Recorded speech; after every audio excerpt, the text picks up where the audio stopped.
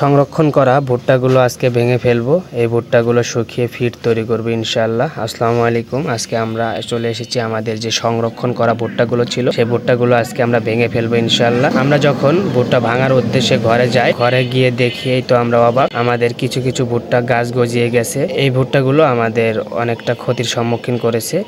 আমরা ভুট্টা ভাঙার মেশিন আনার পরে আমরা ভালোভাবে নেট বিছিয়ে নিয়েছি, যেন ভুট্টা ভাঙার পরে ভুট্টাগুলো নেটের উপর থাকে। বস্তায় ভরার পরেও কিছু কিছু ভুট্টা নিচে পড়ে যায়, সেই ভুট্টাগুলো যেন মাটিতে নষ্ট হয়ে না যায়, তাই আমরা নিচে ভালোভাবে নেট বিছিয়ে দিয়েছি। এরপরে আমরা একে একে সবগুলো বস্তা ভুট্টা ভাঙার মেশিনের ভিতরে দিয়ে দিচ্ছি এবং সুন্দরভাবে ভুট্টাগুলো পরিষ্কার হয়ে বের হয়ে আসতেছে। আমরা সেগুলোকে বস্তায় ভরে রাখতেছি। পরবর্তীতে আমরা সেগুলো শুকানোর জন্য দেবো ইনশাল্লাহ। আমরা এর আগে যতগুলো মেশিন দিয়ে ভুট্টা ভাঙিয়েছি, এবারের মেশিনটা একটু ব্যতিক্রম। এই মেশিনটা একটু আধুনিক হওয়ার কারণে আমাদের অতিরিক্ত পরিশ্রম যেটা সেটা আর করতে হচ্ছে না। আলহামদুলিল্লাহ, আমাদের ভুট্টা ভাঙানো প্রায় শেষ। যে ভুট্টাগুলো আমরা মাড়াই করলাম, সেই ভুট্টাগুলোকে আমরা রোদে শুকানোর জন্য নিয়ে যাচ্ছি এবং আমরা এই ভুট্টাগুলোকে ভালোভাবে রোদে শুকানোর পরে এই ভুট্টাগুলো থেকে আমরা মুরগির জন্য ফিড তৈরি করবো ইনশাল্লাহ। আপনারা যারা ভুট্টা চাষ করেন সাইলেজ তৈরির জন্য বা গরু মুরগির খাদ্য তৈরি করার জন্য, তারা অবশ্যই ভুট্টা যখন সংরক্ষণ করবেন, ভুট্টা সংরক্ষণ করার সময় ভালোভাবে রোদে শুকিয়ে ভুট্টা সংরক্ষণ করবে। তাছাড়া কিন্তু আমাদের মতো আপনাদেরও ক্ষতি হতে পারে। আপনাদের ভুট্টা যদি গাছ গজে যায়, সেই ভুট্টা কিন্তু নষ্ট হয়ে যাবে এবং ভুট্টাগুলো কিন্তু আপনাদের ফেলে দিতে হতে পারে। তাই আপনারা ভালোভাবে রোদে শুকিয়ে তারপরে ভুট্টাগুলোকে সংরক্ষণ করবেন। আমাদের জন্য দোয়া করবেন। সকলে ভালো থাকবেন, সুস্থ থাকবেন। আল্লাহ হাফেজ।